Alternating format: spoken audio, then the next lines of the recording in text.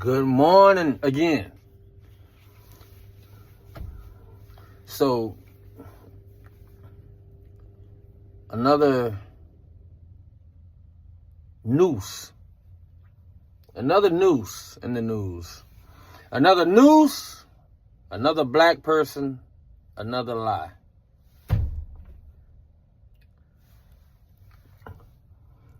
I don't know if people realize it. I mean, especially blacks. But if you have to find, if the only racist story that's in the news, or the only racist story that you can talk about today, and I'm not saying racism dead, I'm saying if the only racist story that you can put up for likes, for publication, for the news, for social media is a lie, is a fake story, is a hoax, that don't look good for anybody who's running around using racism as a real serious excuse. That don't help out. Did this lady not watch Jussie Smollett? I mean, like, I say that because for anybody that don't know, another, we had Jussie Smollett act like two white men, roughed him up, two white men in Trump hats, and left a noose and poured bleach on him, all kind of stuff. A black millionaire, a black star. This girl, a black person working at City Hall, she watched all that, and this guy had all that money, and they still found him guilty. But of course, under Joe Biden, I think some of that changed. This girl did the same thing. City Hall, oh, I found a noose in my desk. And they started the investigation. When she seen how serious it was going to get, she asked them to stop the investigation. They said, no, because we take this serious. We take this serious. We can't have people scaring black employees or any employee with a noose. And so the investigation started. Guess who fingerprints was on the noose? Inside and outside, where you tie the noose, one set of fingerprints. LaTarsha, the black girl who actually called the police, blaming it on somebody else. This is bad because there is a story called The Boy Who Cried Wolf.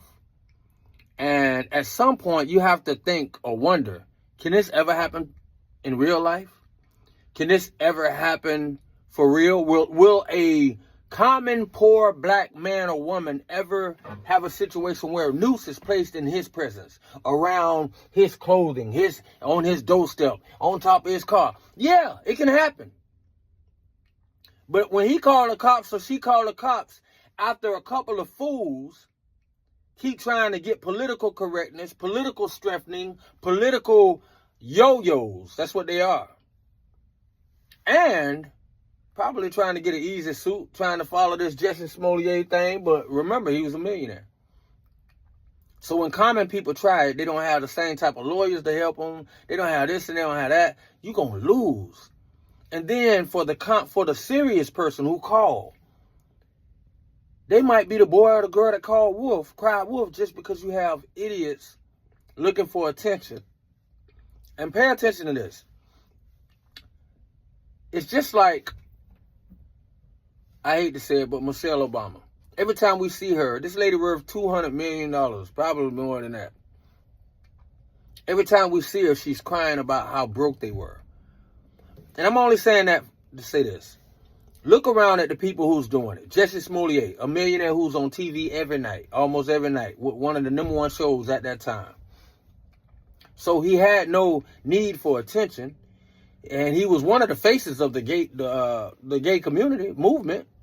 So he had no need for attention or money. But he did it anyway. That can hurt a common poor black man or woman down the line who actually is in that type of situation. Look at this girl. I don't know what her pay rate was, but if she worked at City Hall, she was probably making over $100,000 a year, maybe $150,000 a year, easily. So different from a person like myself. So different from blue-collar workers sitting at home who have to really get up and struggle. And then you got to worry about somebody not wanting to pay you all your money or wanting to pay you like peanuts and this and that. But this person got a job at the city for the city, and she's getting paid well. And she did that. That's not going to help the common black man or woman who's sitting at home and find themselves in that situation for real. I mean, like, come on. This happened with a black car racer not too long ago. We got to cut those stories out because people out here, black people, men and women and children are out here really suffering these acts of hatred from time to time. And when that happens, they need to be able to call out for justice. They need to be able to call out for help, and they need to get it, and they need to be believed without people having to say, what about that? Oh, remember that Latasha chick in Philadelphia? I meant to say in Pennsylvania. What about the Jesse Smollett? Remember that, man? She could be lying. He could be lying. And we don't want that. So cut that out, man. And the saddest thing about it is when they called the protest, they had white people, black people, they had white people saying, we tired of other white people embarrassing us. We tired and we want to help too. They had black people laying down their life, laying down their job and business to help. So,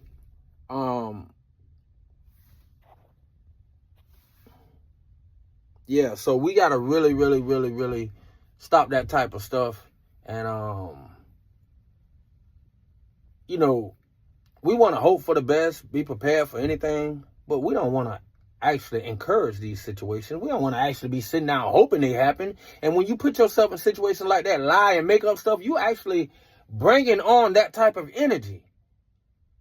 So we got these black people with with a couple of dollars, better jobs than most, or entertain or careers better than most, and they want to bring that type of energy, and it's gonna hurt people that can't afford to just sit back and say, no big deal. Nah, man. So if you haven't read about that story, heard about that story, man, check it out. Her name is Latasha. This was in Pennsylvania, Allentown. Another Noose, another black person, another lie. That ain't good, man. Let's not expect and hope and try to bring that energy into our expectations of life every day. God is awesome. I'm hoping that some of the words I said was a nugget to somebody. All right, peace out. Let me get to it.